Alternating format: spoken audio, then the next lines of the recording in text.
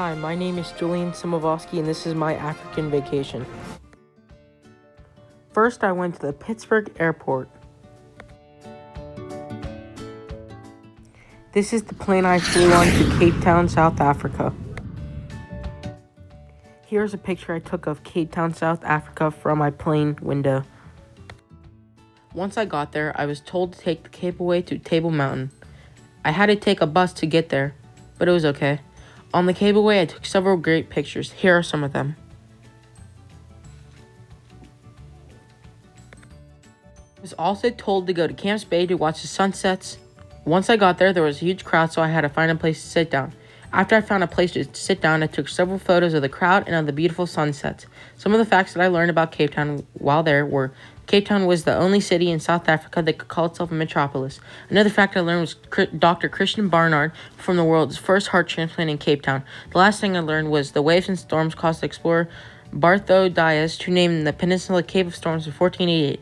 I stayed there for 3 days in Cape Town. I went to the Cape Town airport and flew to Longo National Park, Gabon. While there, I went on a walking safari and I saw tons of elephants, gorillas, and giraffes. While on the safari, our guide said that the park is home to legendary surfing hippos.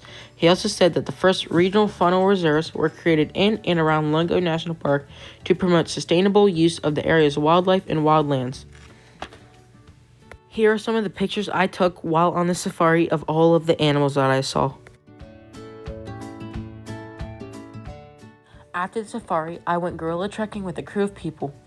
The guide told us not to go too close to the gorillas, but we can be by them. Here are some pictures I took of the gorillas from a close range.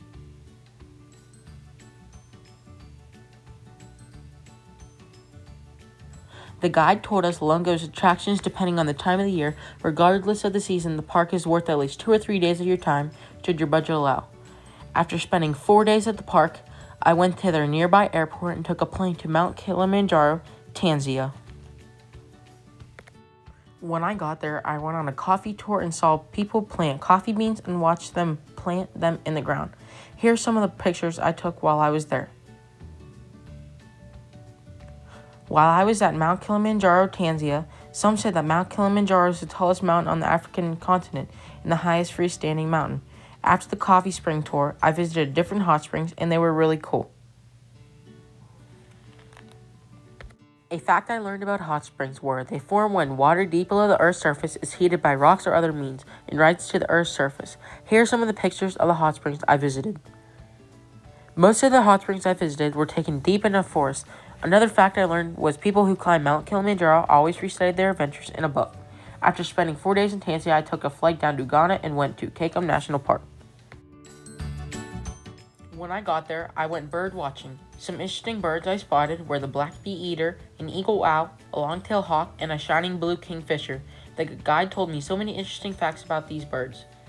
Here are some pictures of them. And there's the canopy that I had to walk across.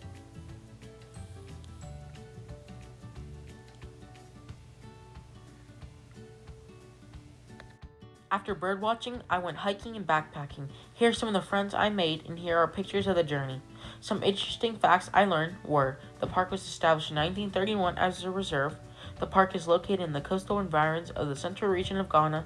And the last thing I learned was the park lies in the fact that it was established at the initiative of the local people, not by the State Department of Wildlife.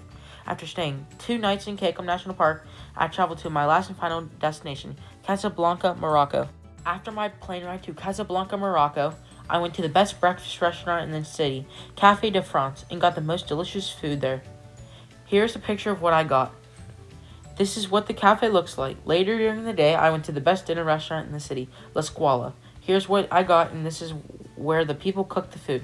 After this adventure, I went to the airport and flew back to Pittsburgh, PA. This is how I spent my African vacation. The end.